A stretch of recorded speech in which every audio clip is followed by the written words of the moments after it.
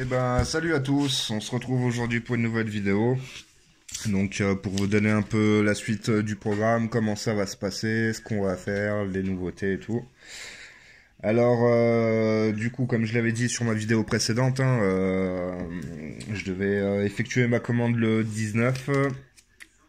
Sauf que Scootfast, en fait, TRT, enfin Too Fast, a changé ses dates de livraison auprès de Scootfast. Donc du 19, c'est passé au 30 pour la livraison du cylindre. Donc je voulais attendre le 30 et effectuer ma commande après. Et au final, je l'ai effectué là il y a 4 jours parce qu'en fait, il faisait une promotion jusqu'au 27. Donc comme ma commande était quand même assez conséquente au niveau tarif, du coup j'ai eu droit à une réduction. Donc j'en ai profité, donc j'ai fait ma commande. Alors bah du coup j'ai pris le cylindre 70 tout face, le Vilo 70 tout face, axe de 12, bielle de 85 en course d'origine. Le pot 70 tout fast. Qu'est-ce que j'ai pris encore? J'ai pris un tube de fuite de sortie droit pour l'échappement. Le carburateur en 34 Sunworld. Là actuellement sur le Team 2 je suis avec un 28 Polini. Enfin voilà, ça va pas changer grand chose la marque, parce qu'ils sortent pratiquement toutes des mêmes usines. Euh, j'ai pris une plaque d'autocollant Metrakit Pro Race en orange. Comme mon scoot est blanc et orange fluo, ça devrait bien s'accorder. J'ai pris 4 roulements de vilebrequin et les 4 joints spi. Un pour le Too Fast et un pour les MHR Team 2 parce que au final je vais le garder. J'ai changé d'avis, je vais vous expliquer ça après. Voilà. De laine de verre pour les cartouches en céramique. Alors pourquoi deux aussi? Parce que en fait quand j'avais commandé mon pot et ma chère Team 2, quand je l'ai reçu, je l'ai démonté et en fait j'ai regardé tout de suite à l'intérieur de la cartouche comment c'était, l'état et tout. Et en fait je pense que le fait que c'est dû stocker pas mal de temps dans un entrepôt, la laine n'était plus en très bon état. Du coup j'avais récupéré celle de mon MHR Racing plus la collerette de l'entrée du tube de fuite parce que en fait sur le MHR Racing à l'entrée il y avait un joint torique qui se collait bien contre le tube, du coup voilà il n'y avait pas de perte, ça faisait pas de bruit ni rien. Que quand j'ai reçu le Team 2, bah, la laine était pas en super bon état et il y avait pas le comment dire la rainure pour mettre ce joint torique dedans. Du coup j'avais récupéré carrément le système du MHR Racing pour y mettre sur le Team 2. Donc voilà, le Team 2, bah, j'avais pas fait grand chose avec. J'ai fait une sortie, enfin même pas, j'ai fait juste un essai avec en fait il y a 3 semaines là parce qu'on avait plus de neige, il faisait beau par chez moi. Du coup j'ai fait des essais, enfin voilà, il y a pas énormément de changements par rapport à mon pour MHR Racing. Je pensais que ça viendrait de là, mais après voilà, du coup j'ai repris toutes les valeurs du cylindre et enfin voilà, tant qu'on le touchera pas, on le fera pas cracher plus. Enfin, je le ferai pas cracher plus. Du coup voilà, je vous expliquerai par la suite. Du coup j'ai commandé un truc pour qu'on puisse le préparer. Donc voilà, la deuxième au cas où pour le pot tout face, la laine de verre, la deuxième au cas où s'il y a un problème aussi. Ça, qu'est-ce que j'ai commandé d'autre encore? Un cadre de gaz en rab. Et j'ai pris le filtre à air Malossi E13, les courts, là, en sortie droite. Parce que là, sur le 28, j'étais avec une boîte à air, entre guillemets, de karting. Parce que c'est pas... Enfin, ils vendent ça comme des boîtes à air de karting, mais c'est pas des boîtes à air de karting. J'en avais un sur mon ancien Spitro. C'est pas du tout ça, elles sont beaucoup plus grosses. C'est pas du tout les mêmes diamètres. Enfin voilà, si j'arrive à en retrouver une, je poserai ça, mais là voilà, en attendant comme mon cabu, je l'ai refait passer vers l'arrière et que j'ai pas de garde-boue là, sur la roue arrière, j'ai pas envie qu'il y ait une merde qui rentre dans le carbu, qui me nique tout, et puis voilà. Ça, et dernier truc aussi, j'ai pris tout le système de fermeture en fait du Neyman de la colonne de direction et la serrure du coffre, enfin le Neyman du coffre. Parce qu'en fait, les selles de booster, moi comme j'ai plus le Neyman ni la batterie, en fait les selles de booster, quand vous fermez votre coffre, elles reposent sur... déjà, il y a deux tétons qui reposent sur l'embase du réservoir, là où on met les vis pour faire tenir le réservoir. il y a une partie carrée qui s'appuie contre la batterie et il y a la fermeture qui maintient le tout. Voilà, sauf que là, moi, ça appuie que sur l'embase du réservoir. Du coup, ma selle navigue. Enfin voilà, quand j'ai pas envie que ça me règle les carénages et que ça nique tout. Du coup, j'ai décidé de d'y recommander. Comme ça, j'y installerai tout. Voilà. Donc, dans la commande, bah, voilà, il manque juste le cylindre pour que ça me soit envoyé. Donc j'espère que Too Fast vont respecter leur délai de livraison auprès de Scootfast. S'ils le reçoivent tôt dans la journée, et ben avec un peu de chance, ils le font partir mardi dans la journée. Je le reçois avant, fin de semaine quoi. Ou sinon, ça sera encore la semaine d'après. Donc voilà. Et du coup, donc pourquoi j'ai gardé au final le MHR Team 2? Bon, j'ai revendu au moins le pot, le MHR Team 2, je l'ai revendu déjà. Je l'ai revendu à un mec qui me l'a acheté là il y a pas longtemps. Bon, le gars a fait quand même l'affaire du siècle. Hein. Sur site neuf, ça vaut 360 balles. Je lui ai vendu 242 euros. Voilà, avec les frais de port. Voilà, hein, ça fait un craquage le truc. Donc il a fait l'affaire du siècle quand même, en plus que je lui ai mis tout le système de la cartouche MHR Racing pour pas qu'il y ait de fuite, pour pas que ça se balade machin. Enfin voilà. Mais du coup voilà, je vais garder le cylindre, le vilo MHR RHQ et le pot MHR Racing. Parce que voilà, comme j'avais dit aussi sur les vidéos précédentes, machin, je voulais pas le toucher. Mais voilà, j'ai pas le choix. Si je veux le faire cracher, il faut aller le gratter. Il n'y a pas le choix. Voilà, je le garderai pour me faire plaisir, voilà, ou peut-être monter un autre truc, on verra. Peut-être monter un deuxième véhicule, ou voilà, celui qui est vraiment intéressé et qui veut me l'acheter, me fera une proposition et puis on verra tout ça. Mais voilà, du coup j'ai commandé une fraise parce que là en fait sur ma Dremel j'ai déjà un renvoi d'angle à 45 degrés, sauf que c'est beaucoup trop gros pour aller travailler dans le cylindre, donc c'était pour ça que je l'avais pas touché. Au niveau des transferts, je vais juste touché au niveau de l'échappement. En fait il y a deux bosselages sur les MHR Team qu'il faut faire sauter, donc j'avais juste enlevé ça. Mais voilà, j'avais pas touché l'intérieur du cylindre parce que j'avais pas de quoi naviguer dedans correctement. Donc voilà, là j'ai commandé cette fraise avec les fraises. Donc voilà, c'est des petites fraises assez fines où on peut passer dans le cylindre largement avec un contre-angle. Donc voilà, je pourrais faire du boulot propre sans les déglinguer le cylindre non plus. Enfin voilà quoi. Donc ça c'est pareil, ça va arriver. Enfin voilà, il n'y a pas de date précise que ça arrive de Tatooine hein, quand même les pièces là. Donc j'ai pas vraiment de date précise, mais enfin une première partie devrait être au début de la semaine prochaine, enfin milieu de la semaine prochaine ou fin de la semaine prochaine.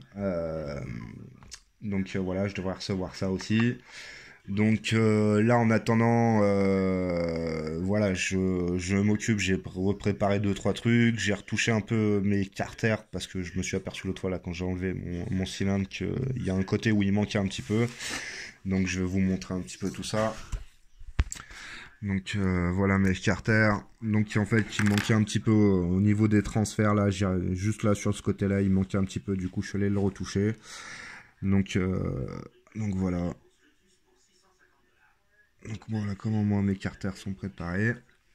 Qu'est-ce que j'ai fait d'autre? J'en ai profité aussi pour refaire tous mes filettages en fait. Tous les filettages de partout en fait, je les ai tous refaits. L'intérieur, extérieur, j'ai vraiment tout refait pour que ça soit propre, pour que quand je reçoive les pièces sous face, on puisse monter tout ça proprement, tranquillement. Donc voilà, on verra tout ça. Qu'est-ce que j'ai fait d'autre? Là, c'est pareil. Là, en fait, je suis en train de faire passer enfin, la plupart de mon câblage à l'intérieur du cadre. Donc là, j'ai déjà commencé. Où en fait, j'ai fait traverser directement par la poutre centrale. Voilà, comme ça, au moins, il n'y a rien qui traîne. Il n'y a pas trop de câbles qui traînent de partout, machin. Au moins, c'est propre. Il n'y en a pas de partout. Donc voilà, là je suis en train de finir ça. Voilà, après pareil, j'ai profité pour nettoyer un petit peu les pièces, les dégraisser un petit peu. Bon après, hein, c'était pas sale, hein, comme je vous ai dit, hein, le scoot, il a tourné même pas de G-Born depuis l'année dernière.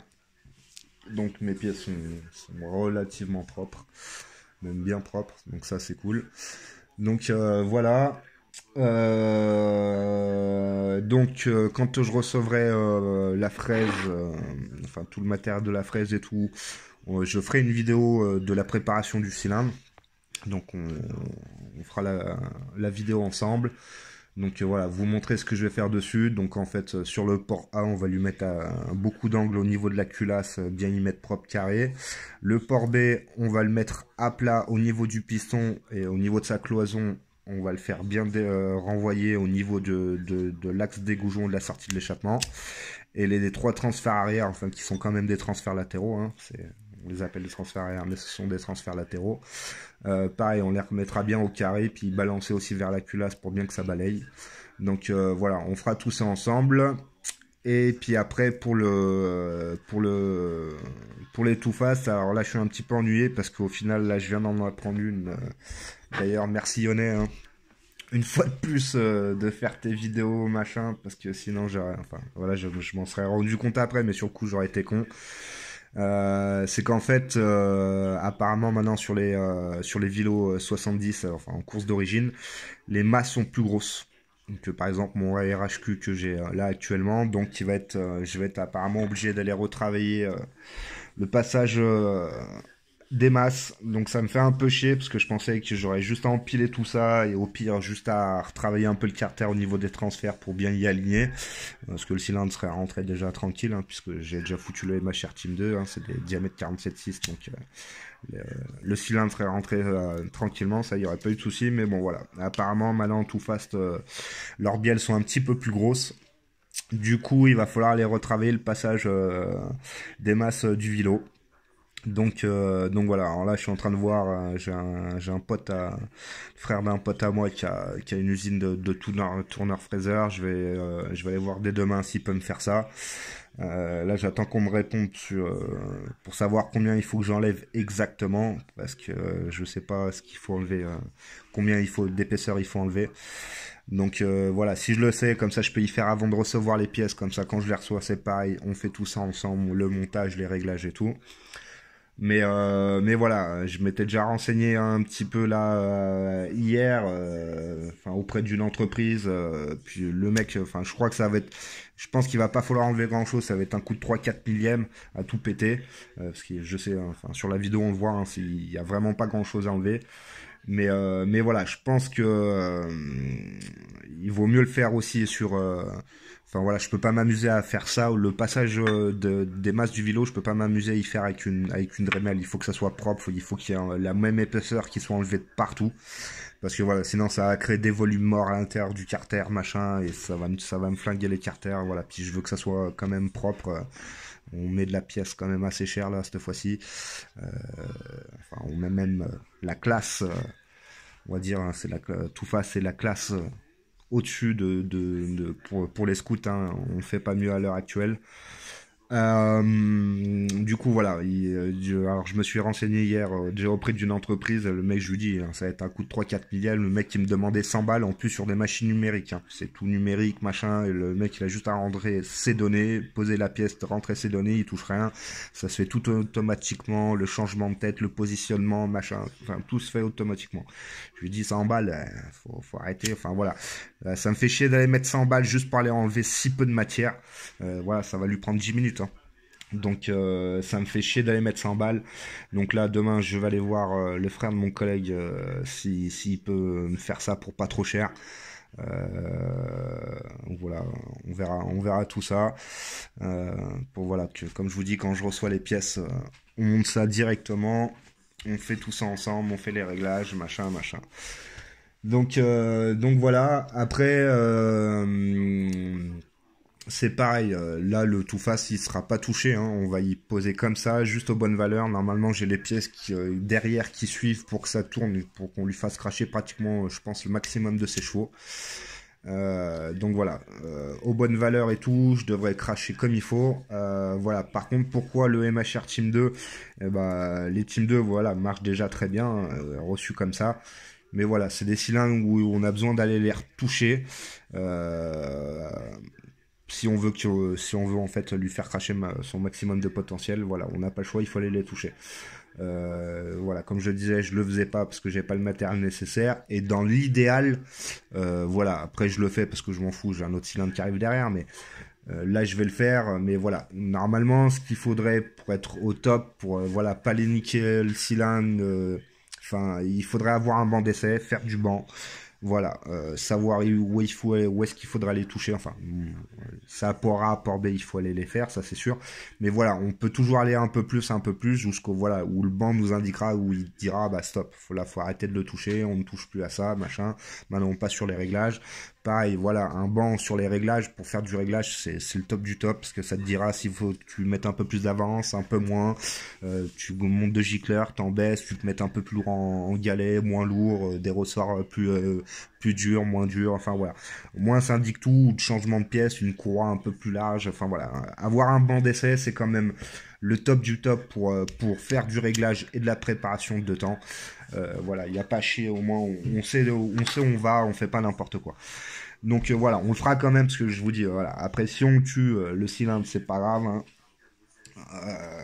On le tuera sur la route, c'est pas grave, mais voilà, le tout face par contre, on le touchera pas parce que c'est des cylindres de toute façon qui ont pas besoin d'être touchés. Si c'est empilé correctement, en bonne valeur, bien posé avec les pièces qui suivent derrière, ça devrait faire largement son boulot.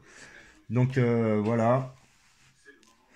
Donc j'espère que tout sera arrivera en temps et en heure, que voilà que ça traîne pas trop. Bon bah de toute façon là ça commence à reneiger par chez moi depuis 2 3 jours, donc voilà là je m'occupe en attendant, machin, préparer 2 3 trucs, voilà tout préparer d'avance pour qu'une fois que je reçoive tout ça, on puisse être opérationnel. On fait les vidéos, les réglages, les montages, les préparations, tout ça ensemble. Et puis voilà, le but aussi, ça va être que cette année, je puisse retourner dans des meetings. Voilà, je vais essayer d'aller faire les derniers à Salbris, là. Cette année, parce que voilà, les dernières, je n'ai pas pu, des priorités, machin. Voilà, là, je devrais débarquer avec un truc assez compétitif. Donc ça devrait pas mal le faire. Euh, voilà, aller tâter un peu l'ambiance de tout ça. C'est vrai que ça me manque, hein, ça fait longtemps que je suis pas allé sur un meeting, hein, ça doit bien faire ouais, 7 8 ans, hein, même un peu plus que j'y suis pas allé. Donc c'est vrai que ça manque tout ça, l'ambiance, voir les machines, voilà, hein, parce qu'il y en a quand même qui font des sacrés engins, hein, que ça soit au niveau tuning ou préparation moteur. Il y en a que voilà, bah, ils ont la patience, le temps, l'argent, enfin voilà, les moyens ou les machines. Voilà, hein, il y en a beaucoup d'entre nous. Si on avait le matériel, on a tous des projets de fous furieux en tête qu'on pourrait faire, mais voilà, on est bloqué par certaines choses parce que bah soit pas l'argent, soit pas les machines qu'il faut. Enfin voilà, c'est quand même assez compliqué de pouvoir faire ce qu'on veut, à part si on a les moyens. Donc voilà, je vous tiendrai au courant de tout ça. Dès que je reçois le reste des pièces, je fais une vidéo tout de suite. On fera, voilà, pareil, quand je recevrai les pièces du tout face, je ferai d'abord une vidéo dès que je reçois le colis. On fera le déballage des pièces ensemble. On fera la présentation des pièces. Je vous pose 15-20 minutes, le temps de préparer. Pareil, si j'ai eu le temps de faire préparer mes carters en avance. On fera tout de suite aussi le montage du tout fast dans la foulée. Voilà, je vous poserai juste 15-20 minutes, le temps de préparer tout le matériel nécessaire qu'il me faudra pour faire le montage. Et on fera tout ça ensemble. Et bah allez, je vous souhaite une bonne fin de journée, un bon dimanche. Et je vous dis à bientôt. Ciao, ciao.